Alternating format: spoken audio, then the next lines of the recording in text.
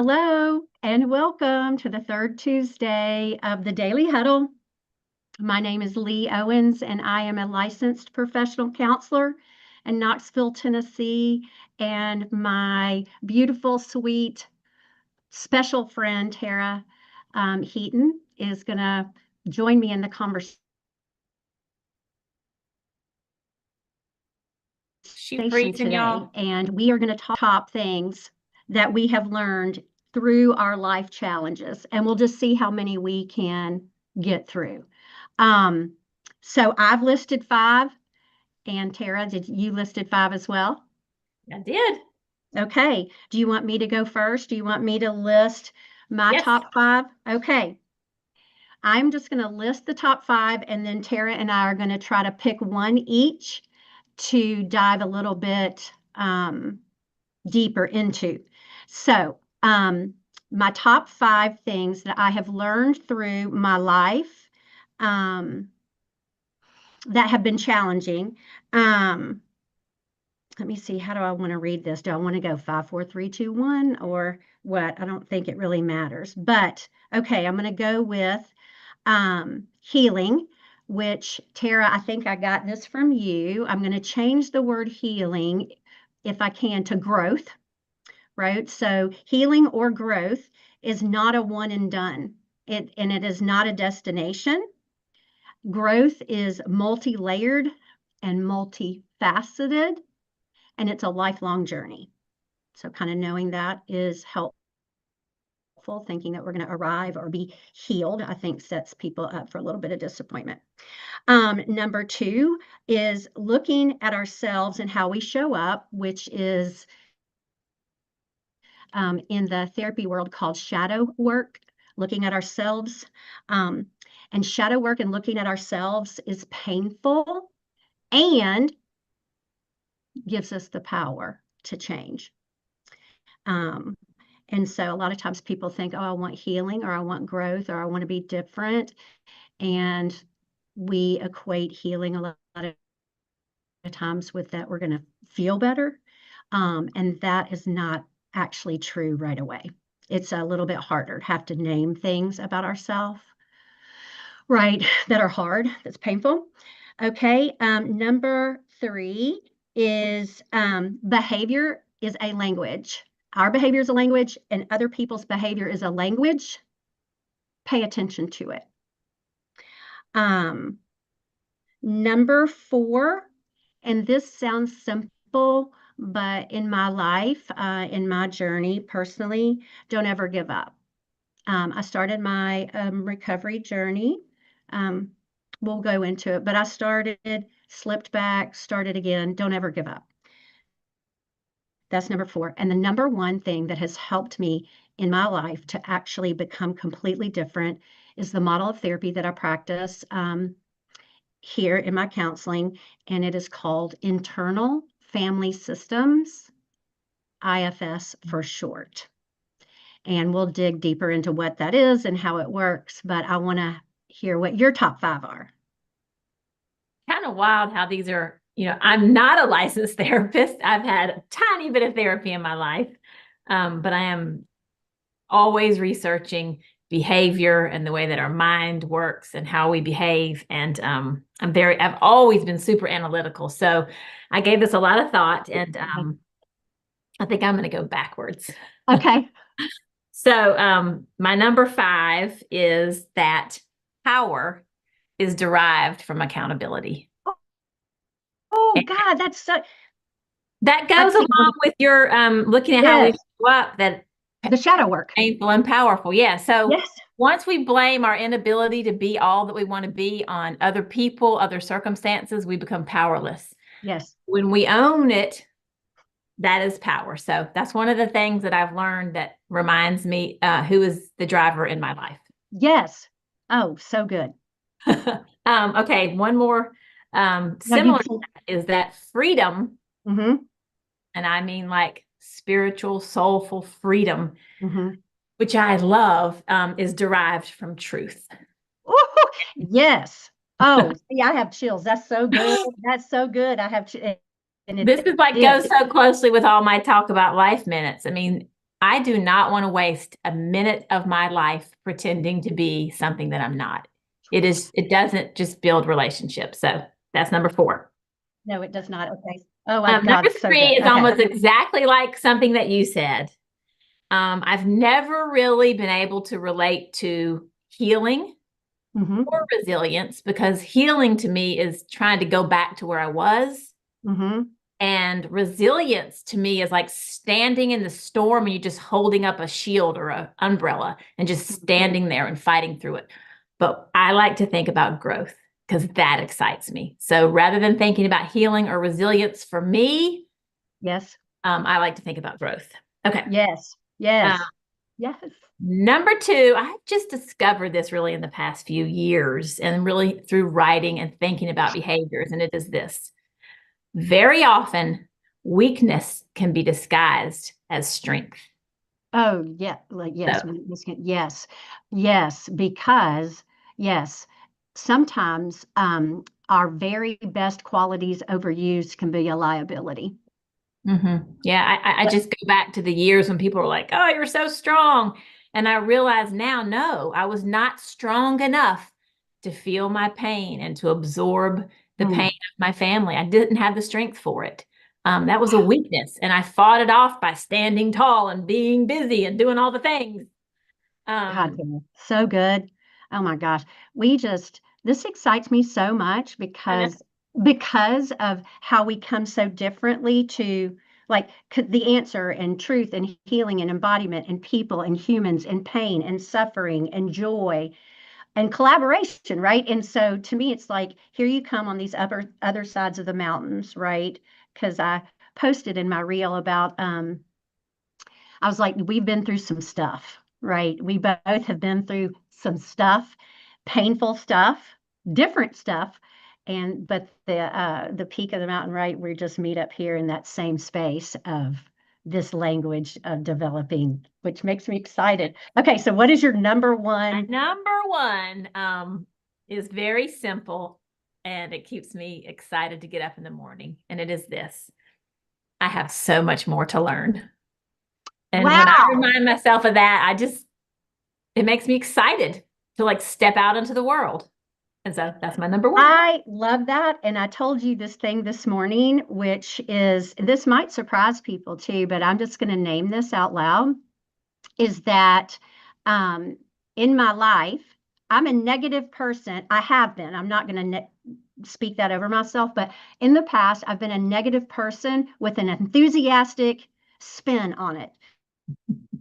But I did not know that about myself. So I am not a naturally positive person. Like you said, I have to be intentional of shifting how I think, which actually shifts how I feel.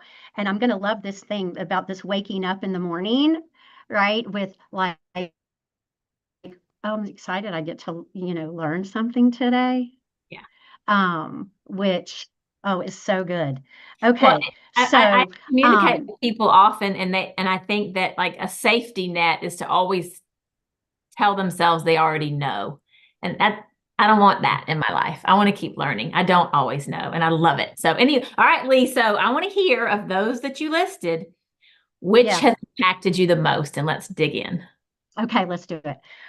So there's so much, my brain races so fast when I get excited, right? And so I'm hoping to the audience and to you that this comes out with clarity instead of a jumbled mess. But anyway, and I'm going to try to take a really big concept and hopefully pare it down enough that people can get excited about it. But the very number one thing in my life that has changed, and it's been in the last 8 years, so I need to name that because if people think that they cannot grow or change or heal or however people want their pain, um, you're wrong.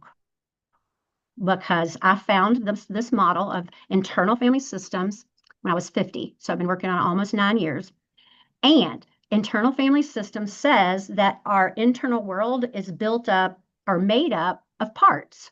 Like a part of me wants to do something and another part of me doesn't want me to do it. And so recognizing parts has helped me to break and understand my internal world. And I think I said it on the reel where people throw out all the time, oh, just love yourself, just love yourself. And I would just be like, that pisses me off.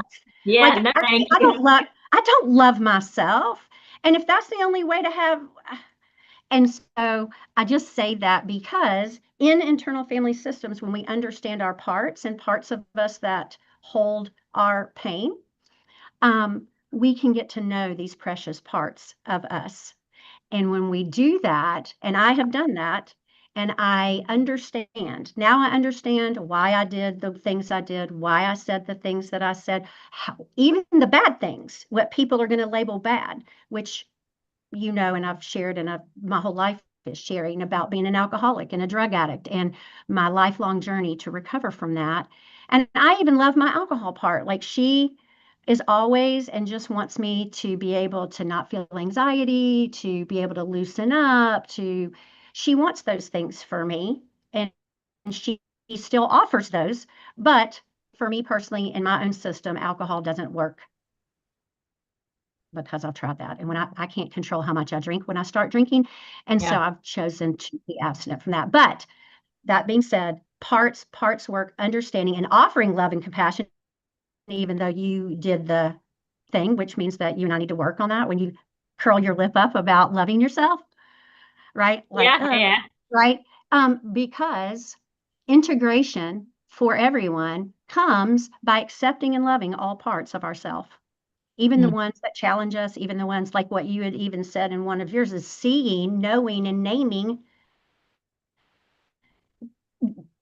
weakness or what people think are weak, right? But sometimes in weakness is our greatest strength, right? So some of the things that we Mhm. want to avoid internally, our internal experience, some of the things we want to avoid is the key that unlocks everything we've been looking for.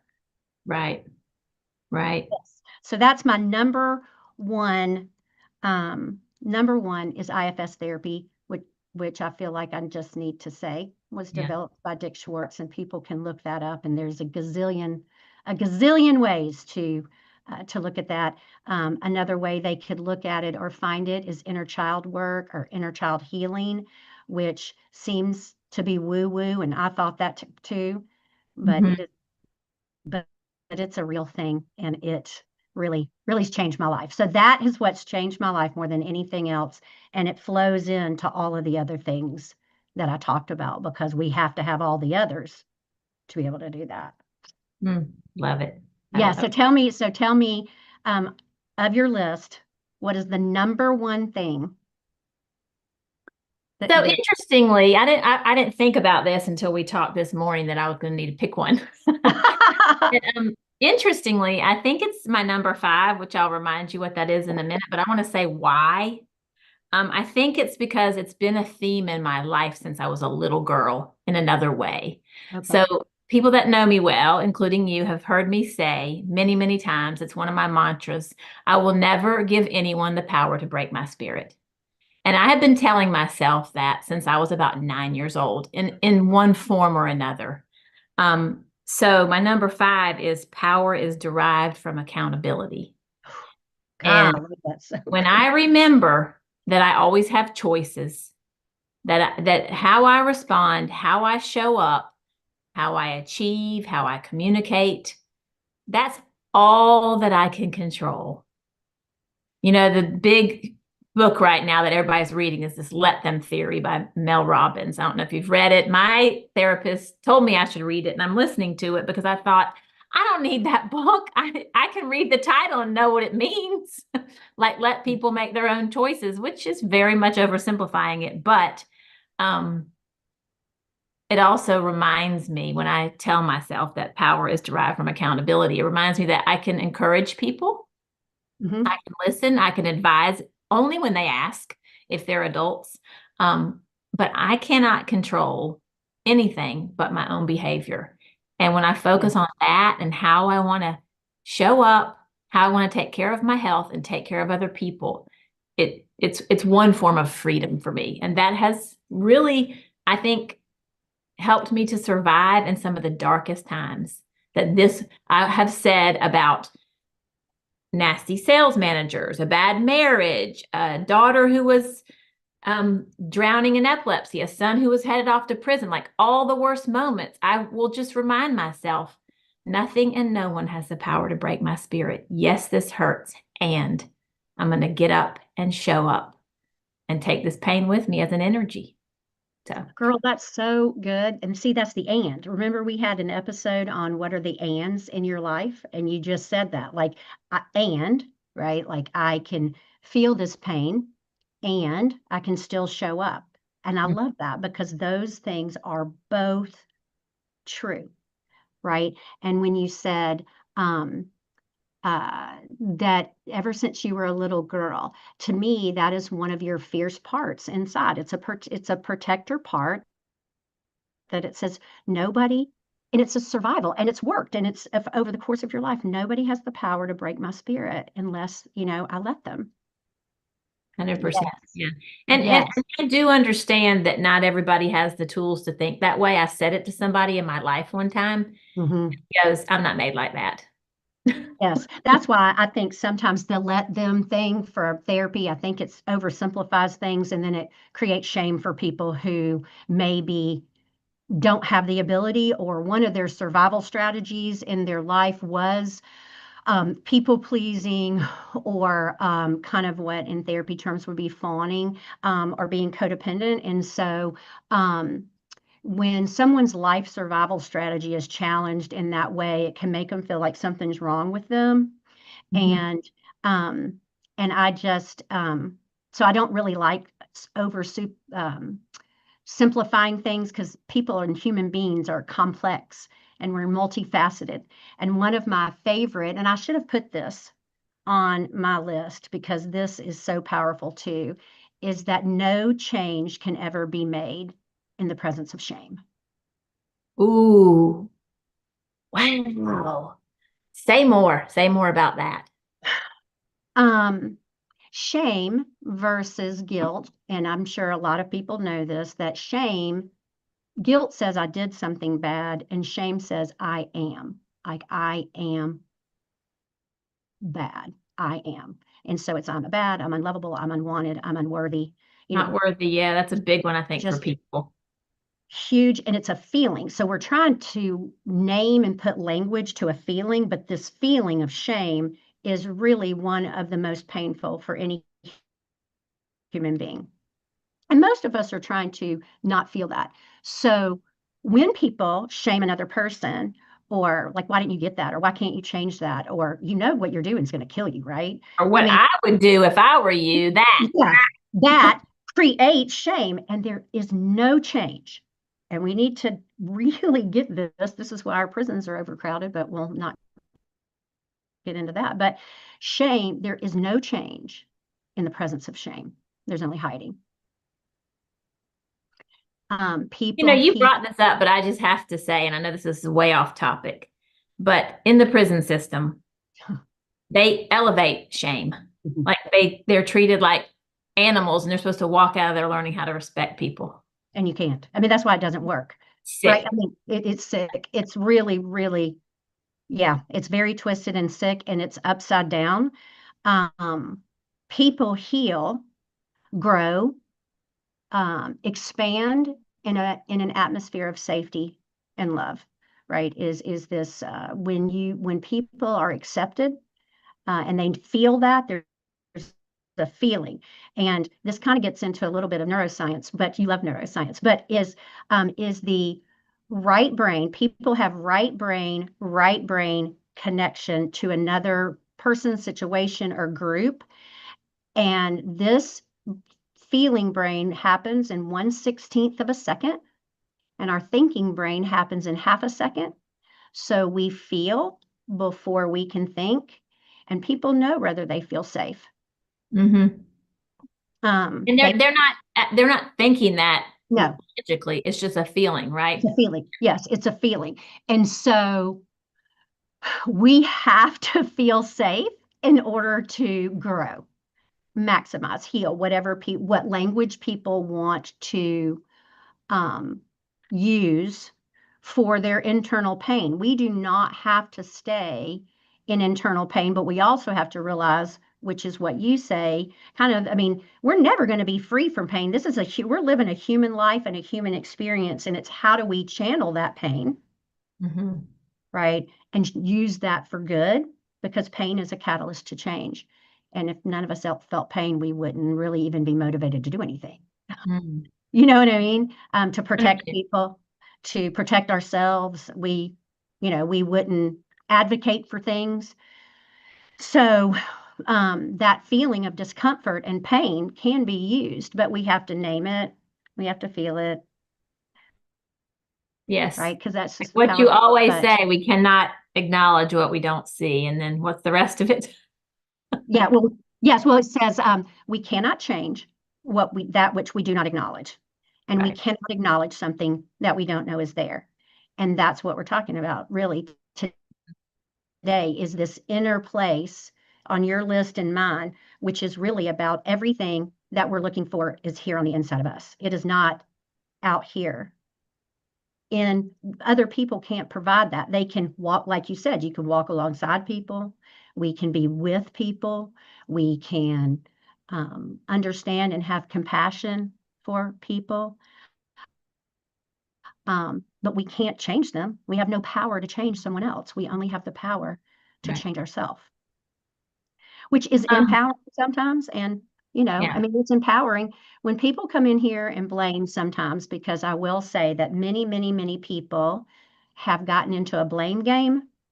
And I'll just say, you need to take your power back right this minute. Take your power back. Do not give your power away to other people.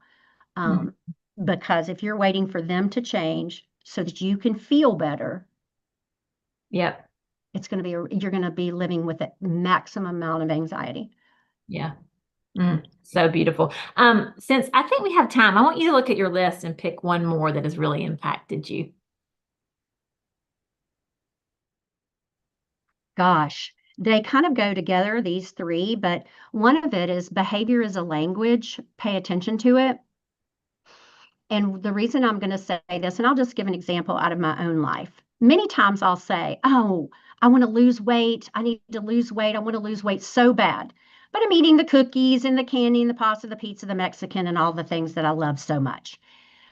Well, my behavior is actually, I can say that I want to lose weight, but my behavior is dictating what is really my core value in that moment. And what my core value is I need it to be convenient, right? I want convenience and I want satisfaction. That's really what I want, right? I'm saying I want to lose weight, but what I'm doing, right? I'm not, those things don't correlate. So I'm saying one thing and I'm doing something else. So when I can look at what I'm doing, what am I doing? Then I can say, okay, well, what am I really valuing? What do I really want then? Oh, yeah, I want satisfaction and convenience. That's my value. Yeah, it's simple, but it's just so helpful to see. Like anything you want to stop doing or start doing, like, I want to run a marathon, but I can't run a mile, for example. What do I really want? I want massive achievement, maybe. I don't know. Yeah, well, you want maybe you want things to be easy. I don't know, but that's a great way to start digging in. Is I say I want to do this or not do it, and I'm not doing it. So that means, what do I really want? Behavior is a language for yourself, to see ourselves and other people, because other people will tell you with their words, no, that's good. I'm gonna do that. Yeah, let's get together. Yeah, let's do that. Right. And then it never materializes. And a lot of times people will say, well, they told me, that we're going to just be dating each other. And I was like, well, what would you say? Like there's so many examples of how we can use this single statement. What would you say to people who are more introverted and they say they want closer friendships and relationships, but they just keep staying home? Tell me what is that behavior saying to them, what they want? So that would be a great way where I would introduce the internal family systems model. So I would say, okay, so you have a part of you that actually really wants to go out and meet people. And you have another part of you that's like staying home, right? And so these parts are in conflict. And let's just look at the part that's actually preventing you. When people have resistance in their life, they feel a threat somewhere. Mm-hmm. And so while you want more friends, if somebody is staying home, it's probably, I don't want to be rejected. This is really awkward for me. I don't like meeting new people, right? And so the threat that they feel inside is that they're going to have to feel an uncomfortable feeling, Mm-hmm. right? Or something that they don't prefer. And there's a fear there, which Right. that's kind of why I love this deep work, because you can kind of look and see with no shame. There's no shame. I have a part of me that wants to meet new friends, and I have a part of me that wants to stay home. Can you love both of those parts? And Mm-hmm. let's look at the part that's resisting for you, because normally what will happen is this part that wants to go out will start in people's head judging. Well, I can't believe you're not going to meet anybody if you never go out. Like, how are you supposed to meet people? This is so ridiculous. Why would you do that? Right? The inner dialogue that Mm-hmm. people feel, which guess what? Brings them shame. They feel like a bad person. And the cycle just goes round and round and round versus saying, could you look at that as it's trying to protect you? Mm. Something to be judged? Yeah. And could you see how it's really trying to protect you? And could you love that? And that's that journey of what we were talking about again about love and compassion instead of that internal conflict of self alienation, self hatred, self judgment, self loathing, which creates shame and we can't change. And we just go round and round and round and get stuck Mm-hmm. versus like all the things that you said. You could apply the same probably example to any of your anything on your list, Yeah. Wow. So powerful. right? Because the growth, right? That's going to create growth. It's just like, let's look at this with love. Can we do that? Can Yeah. we, and then I always watch people, their face softens, everything softens. They change from a scowl to a smile. And I said, did you notice the shift? And you did it too. Did you notice the shift inside of you when we said, hey, can we just kind of look at that from a place of love and a place of compassion, how that part's trying to protect you? And people, like everything shifts internally. Mm-hmm. Mm. And that is the power of internal family systems and how I work and how I've changed my life too. Is this power of love? I would be mad at myself, and I had lots of different parts inside of me, which in therapy world is called a polarization, right? And so when they have that, people get a lot of stuck and they get a lot of anxiety Yeah. and stuff. So we can Amazing. just look at it through the lens of love. I love it. I love it so much. We only have a few minutes left. I wonder if anybody has something that they want to share that they've learned that has guided their life through challenging times. Mm, yeah, Um, that would be awesome. if not, if no hand goes up, then Okay. Lee, I mean, this is our last daily huddle together. Oh, look at Chase. He's got something. Bring it on, brother. Grand Rising. It's amazing, amazing. The conversation once again. Thank you for the book, Tara. Freaking amazing too. Oh, I'm Hmm. glad you Um, got it. Awesome. yeah. You know, the thing I've learned is that many many of our problems in this vein that we're talking about come from having these way high expectations of other people. When we Hmm. want them to act how we would act, when we want them to say what we would say, want them to feel how we would feel. And I've run into that so many times because just on a basic level, not to get too deep, I just want to show up as a good person. I can't understand why people don't want to show up as a good person. Like just Right. chill, just okay, let's do this. Let's have a situation where we can be, flowing with each other. And the answer that I get to that is we haven't had the same path that has us arriving here. So you can't expect certain people to have this way of looking at things. It's just not possible. We have to take people where they are and then decide, do I want to deal with this? You know what? I don't want to deal with this. And that's okay too. You know what I Yeah. mean? But sometimes that's Mhm. hard because you kind of just you have compassion, but you always are like, wow, I know what happens when someone comes up to me that's rude and cantankerous and weird. Like I can figure that out right away. But when someone's nice to me, I want to be like, hey, cool, let's figure this out. Like let's just be nice and get past this. And I don't know, it's one of those Mhm. things. Yes. love that. I used to do a workshop with this guy that always said we expect ourselves from other people, which is Yes. what you're saying. Yeah. Yes, absolutely. But we don't know their values and we don't know their journey. So, well, Lee, you need to leave us with some last words of wisdom. Oh, okay. I thought you wanted us to close out, but Well, no, let me not that you think. could leave us with your heart and then you can close out. Okay. When you said that, that makes it a little easier. So the closing out with my heart is this is my life's journey. My life's journey, I had complex PTSD, which just is shattering internally. And I've come to a place of healing and hope. And so my life's journey is to offer that experience, what I've learned, to other people who've had similar experiences and want to come out. So I am a joyful carrier of hope.